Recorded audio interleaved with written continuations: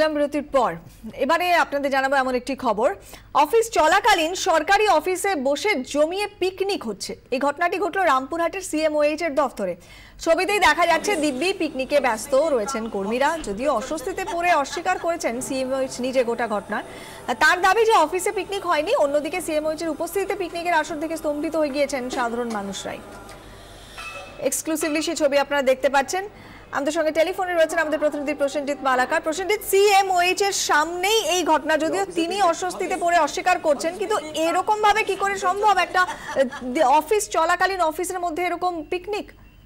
হ্যাঁ দেখো কোয়েল, এটাই প্রশ্ন যে বুধবার দিন অফিস টাইমে যেখানে মানুষজনের ভিড় জমতে শুরু করে বা অফিস ছুটির দিনে নয়, অফিস চলাকালীন ঠিক সেই সময় অফিসের ছাদে এইভাবে কর্মীদের পিকনিকের আসর, আবার সমস্তটাই ঘটেছে একদম সিএমওএইচ এর দপ্তরে, এবং সিএমওএইচ সেখানে খোদ উপস্থিত ছিলেন। ফলে প্রশ্নটা এখানেই উঠতে শুরু করেছে যে একজন স্বাস্থ্য আধিকারিক, তার দপ্তরে এই ঘটনা তার সামনে কিভাবে ঘটলো, এবং যদিও অস্বস্তিতে পড়ে তিনি এই ঘটনার কথা অস্বীকার করলেও যেটা আমরা জানতে পেরেছি যে তিনিও এই পিকনিকে উপস্থিত ছিলেন। রীতিমতো এই ঘটনা দেখে সাধারণ মানুষেরাও অবাক, কারণ যেহেতু যেখানে জেলা স্বাস্থ্য আধিকারিক তিনি সকলের উপর নজর রাখবেন এবং কি পরিস্থিতি চলছে সকলে তার দায়িত্বের মধ্যে পড়ে, ফলে সেই জায়গাতেই যদি এরকম একটা পিকনিকের ঘটনা ঘটে অফিস টাইমে অফিস ডিউটি হতে, ফলে বাকি দপ্তরে তিনি কি নজর রাখতে পারেন বা কি দেখাশোনা বা করতে পারেন সে নিয়ে ইতিমধ্যে মানুষ একেবারে। প্রসেনজিৎ, আমাদের সঙ্গে থাকো, একবার সিএমওএইচ তার বক্তব্য শুনে নি। তিনি যদিও অস্বস্তিতে পড়ে অস্বীকার করছেন গোটা ঘটনাটি, কি বলছেন আসুন একবার শুনে নি তার মুখ থেকেই। সরকারি দপ্তরের মধ্যে হচ্ছে না, এটা সরকারি দপ্তরের মধ্যেও মিটিংটা হয়, রিপ্রেশন হয়, সে একটা রিফ্রেশমেন্ট হচ্ছে। এটা দপ্তরের কাজকর্ম হ্যাম্পার করে হচ্ছে না। যেভাবে রান্নাবান্না হচ্ছে তো পিকনিকের পর্যায়ে পড়ে, কোনো রকম পিকনিকের পর্যায়ে পড়ে না। এখানে একটা রিফ্রেশমেন্ট হচ্ছে, বাইরে রান্নার লোকদের রান্না করা হচ্ছে, আর যারা সরকারি অফিসার থেকে আরম্ভ করে ক্লার্ক থেকে আরম্ভ করতে নিজেরা নিজেদের দপ্তরে কাজকর্ম করছে, সেখানে কেউ কাজকর্ম হ্যাম্পার করে ওখানে নেই।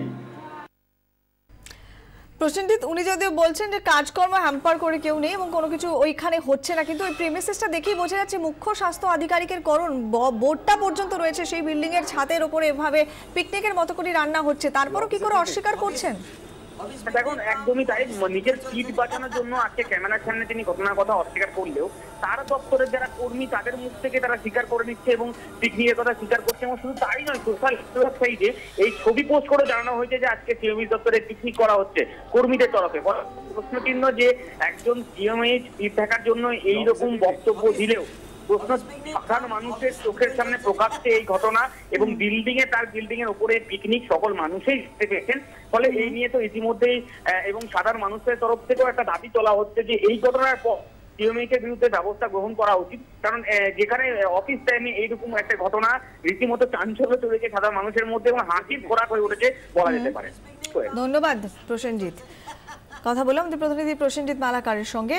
আরো একবার আপনাদের শোনাই, সিএমওএইচ তিনি নিজে অস্বস্তিতে পড়ে কোথাও ঘটনাটি অস্বীকার করছেন, শুনুন কি বলছেন। সরকারি দপ্তরের মধ্যে হচ্ছে না, এটা সরকারি দপ্তরের মধ্যেও মিটিংটা হয়, রিপ্রেশন হয়, সে একটা রিফ্রেশমেন্ট হচ্ছে। এটা দপ্তরের কাজকর্ম হ্যাম্পার করে হচ্ছে না।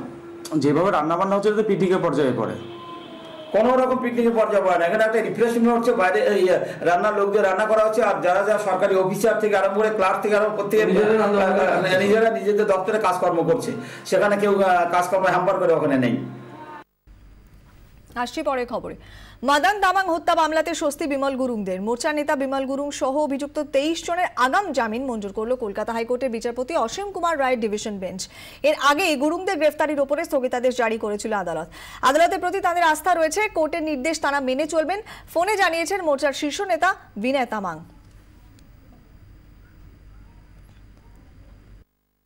कोर्ट में सब जुडिस है, तो कोर्ट का ऊपर में हम लोग का बोलने का कोई कमेंट नहीं है। तभी भी आज हम लोग ने जो सुना है कि हम लोग को बेल मिल गया, एंटीसिपेटरी बेल मिल गया, तो 21 दिसंबर तक कोर्ट में जाके हम लोग को प्रोड्यूस होना चाहिए और वहाँ पर सरेंडर करना चाहिए। हम लोग जरूर कानून को रेस्पेक्ट करते हुए हम लोग आएंगे और हम लोग वहाँ पर जामीन में हम लोग सरेंडर करेंगे।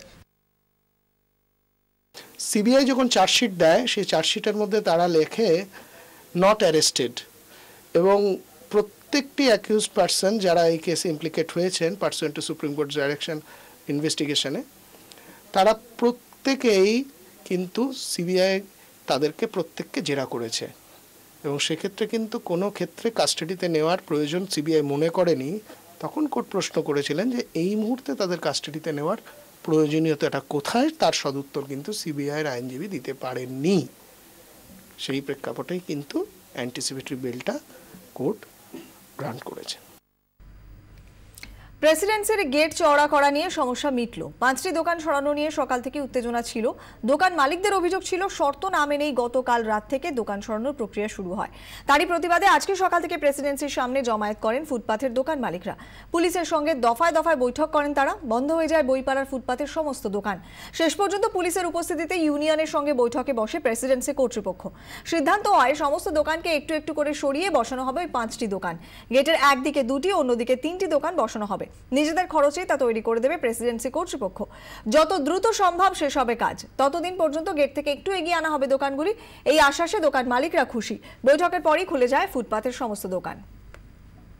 অফিসিয়াল আলোচনা হয়েছিল যে প্রত্যেকটা স্টল 1 ইঞ্চি করে সরিয়ে সরিয়ে ওই 3খানা স্টলের জায়গা বার করে দেওয়া হবে এবং তারপর সেই গেট তৈরি করা হবে। কিন্তু সেই সব জিনিস কথাবার্তাগুলো চাপা ফেলে দিয়ে এখন বলছে যে গেটটা এখন হয়ে যাক, গেটটা হয়ে গিয়ে সামনের দিকে স্টলগুলো বসে দেওয়া হোক, ওদেরকে থাকা হোক, গেটটা হয়ে গেলে পরে করা হবে। সেই জন্য আমরা প্রতিবাদ করেছি। স্টল সরানোর কাজ আজকের থেকে শুরু হবে এবং যারা যে 3 জন সরে আসছে তাদেরকে এখানে আপাতত যাতে তাদের রুটি রোজগারের কাজটা করতে পারে, যার জন্য এখানে তাদেরকে রাখা হবে এবং 3টে করে স্টল সরবে, 3টে করে স্টল ঢুকে যাবে। এই অবধি আলোচনা এখন অবধি তাই হয়েছে। সেটা বলছে মাসখানিকের মধ্যে আমরা করে দেবো, আফটার জানুয়ারির 5-10 তারিখের মধ্যে করে দেবো। না, লিখিতটা দেবে উনি বলছেন। আগুনে পুড়ে ছাই কিশোর ভারতী স্টেডিয়ামে বসতে চলা ফিল্ড টাফ। যে ফিল্ড টাফ যুব ভারতী ক্রীড়াঙ্গন থেকে তুলে নিয়ে আসা হয়েছিল কিশোর ভারতী স্টেডিয়ামে। বর্তমান রাজ্য সরকারের ক্রীড়া দপ্তরের ইচ্ছে ছিল কিশোর ভারতী স্টেডিয়ামে এই টাফ বসানোর, তবে যাবতীয় পরিকল্পনা থমকে ছিল এই ইচ্ছেতেই। গত 2 বছর ধরে স্টেডিয়াম সংলগ্ন জায়গায় কার্যত ফেলে রাখা ছিল 5 কোটির এই ফিল্ড টাফ। বুধবার দুপুরে আচমকাই টাফে আগুন লেগে যায়। বুধবার দুপুরে বিজয়গড় কলেজের ছাত্ররা স্টেডিয়ামে পিকনিক করতে এসেছিলেন বলে অভিযোগ। মনে করা হচ্ছে তাদের ছোড়া সিগারেটের থেকেই আগুন লেগে যায় টাফে। দাউ দাউ করে আগুন লাগে। পরিস্থিতি বুঝে ততক্ষণে তারা পালিয়ে যায়। যতক্ষণে স্টেডিয়াম কর্তৃপক্ষ এবং নিরাপত্তা রক্ষীরা আসেন ততক্ষণে সব শেষ। আগুন নেভাতে আসে 3টি ইঞ্জিন, তবে ততক্ষণে ফিল্ড টাফের অধিকাংশ অংশই পুড়ে ছাই। গোটা ঘটনার জন্য অভিযোগের আঙুল স্টেডিয়াম কর্তৃপক্ষের দিকে। দীর্ঘদিন ধরে পড়ে থাকা টাফের কোনো যত্নই হতো না। টাফ না জঙ্গল সেটা বোঝার উপায়ও ছিল না। অন্ধকার নামতেই সেখানে বসতো মদের আসর। দীর্ঘ অযত্নে টাফগুলি কতটা ব্যবহারযোগ্য ছিল তা নিয়েও প্রশ্ন উঠছে। অবশেষে বুধবার আগুন লেগে 80% টাফই পুড়ে ছাই হয়ে যায়।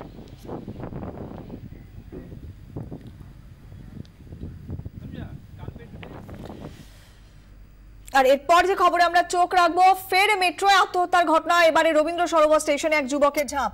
বিস্তারিত জানাবেন আমাদের প্রতিনিধি অয়ন ঘোষাল আমাদের সঙ্গে রয়েছে। অয়ন, 5:10 নোয়াপাড়াগামী মেট্রো অর্থাৎ আপ লাইন, সেখানে আনুমানিক 36 বছরের এক যুবক চলন্ত ট্রেনের সামনে ঝাঁপ দেয় এবং ঘটনাস্থলেই তার মৃত্যু হয়েছে বলে মেট্রো কর্তৃপক্ষ প্রাথমিকভাবে আমাদের জানিয়েছেন। এবং এই ঘটনার জেরে প্রথমে আপ লাইনে ট্রেন চলাচল বন্ধ হয়ে যায়, যা এখনো পর্যন্ত বন্ধ আছে।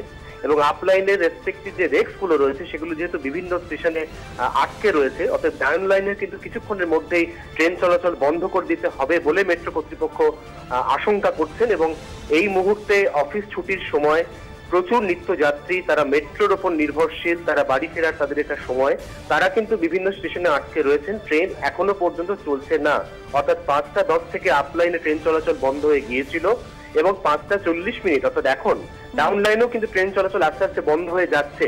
এবং এই ঘটনার যে কতক্ষণ পর্যন্ত চলবে তা বোঝা যাচ্ছে না। যেভাবে দেহটি ছিন্নভিন্ন হয়ে মেট্রোর চাকায় আটকে রয়েছে, তাতে এই দেহটি বার করে তারপর ট্রেন চলাচল স্বাভাবিক করতে কমপক্ষে টেকনিক্যালি আরো 35 থেকে 36 মিনিট সময় লাগতেই পারে, এমনটা মনে করছেন মেট্রো কর্তৃপক্ষ। ধন্যবাদ অয়ন।